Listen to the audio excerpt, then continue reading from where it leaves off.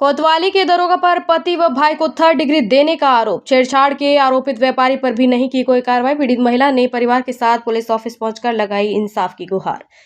शामली शहर के मोहल्ला पंसारिया निवासी एक महिला ने कोतवाली के एक दरोगा पर छेड़छाड़ करने वाले मंदिर कमेटी के प्रधान पर कोई कार्रवाई न करने व उसके पति व भाई को 3rd डिग्री देने का आरोप लगाते हुए एसपी से गुहार लगाई। जानकारी के अनुसार शहर के मोहल्ला पंसारियान बड़ी माता मंदिर निवासी एक महिला मंगलवार को अपने परिजनों के साथ पुलिस ऑफिस पहुंची तथा प्रार्थना पत्र देते हुए बताया कि उसका पति बच्चा पार्क निवासी एक व्यापारी के यहाँ नौकरी करता है। उसके पति के व्यापारी पर मजदूरी के पैसे बकाया है। 6 जून को उक्त व्यापारी ने उसे पति के बकाया पैसे देने के लिए मंदिर के कमरे में बुलाया।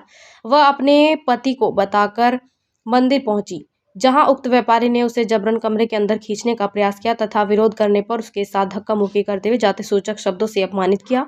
व्यापारी ने उसके पति की हत्या करने की भी धमकी दी। उसने बताया कि विगत दिवस कोतवाली का एक दरोगा रामकमल पुलिसकर्मियों के साथ उसके घर पहुंचा तथा उसे रिपोर्ट दर्ज कराने के लिए कोतवाली चलने को कहा, लेकिन उसने इनकार कर दिया। महिला का आरोप है कि दरोगा ने जबरन उसे गाड़ी में बैठा लिया तथा कोतवाली ले आया तथा उसके पति व भाई के साथ बुरी तरह मारपीट की, जिसमें उसका पति व भाई गंभीर रूप से घायल हो गए।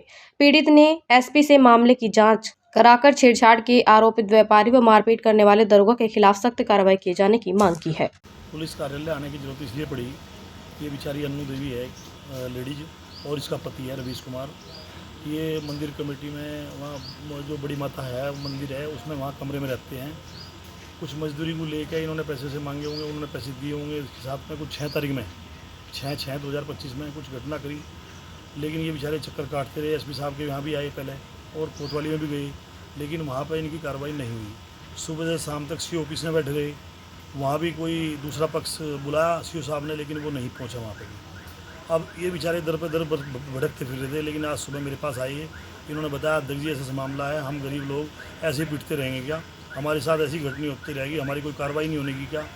मगर भाई क्या हुआ, तो इन्होंने बताया कि हम जो है हमारे साथ इतनी बदतमीजी हुई, उसके बाद हमारी मुकदमा ना लिख के और किसी अन्य पुलिस के द्वारा इन्हें वहाँ से ले जाया गया, धक्का मुक्की देकर गाड़ी में फंसा के, और फिर उसके बाद इन्हें बहुत बुरी तरह इनके पति को पीटा गया, रवीश कुमार को और उनके साले को, और उसे जो है फिर बंद कर दिया। 151 में इनका फिर इन्हीं का चलान कर दिया। एक पक्षी है, अगर कोई झगड़ा था या कोई बात थी तो दोनों पक्षी होनी चाहिए थी 151 में चलान, लेकिन एक ही पक्ष कार्रवाई कर दी। उसकी इतनी बुरी हालत हो रही है कि उसका जो है बहुत हालत ख़राब है। बेचारा गरीब आदमी है, कहाँ से पैसा लाएगा, कहाँ से कमाएगा, कहाँ से अपने बच्चों को रोटी खिलाएगा। उसकी तो 10-15 दिन तो कम से कम उसे खाट पर पड़ने को हो जाएंगे, क्योंकि जो हमें हालत दिखाई दे रही इसकी बहुत बुरी हालत हो रही।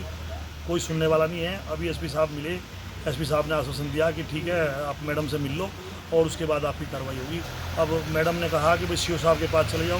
सीओ साहब के पास ये लोग पहले भी गए, लेकिन सीओ साहब ने पूरे दिन बैठा के वो दूसरे पक्ष को फ़ोन करते रहे उनके पुलिस वाले, लेकिन वो लोग नहीं आए दूसरा पक्ष। तो ये कितनी बड़ी विडम्बना है, एक पक्ष नहीं आ रहा है, एक पक्ष सुबह से शाम तक वहाँ बैठा है, तो कार्रवाई के लिए कम से कम उसकी कार्रवाई तो होनी चाहिए। अब ये दोबारा ये कांड और हो गया। अगर भाई इसके साथ में मारपीट करी और इसका ही चलान काट दिया, और इसकी पत्नी का भी चलान काट दिया, साथ साथ इसके साले का भी चलान काट दिया, इसकी जो साली थी उसका भी चलान काट दिया साथ साथ। ये ठीक नहीं है। हम अन्याय के खिलाफ हैं और इन्हें न्याय दिला के रहेंगे, चाहे हमें कहीं भी जाना पड़े।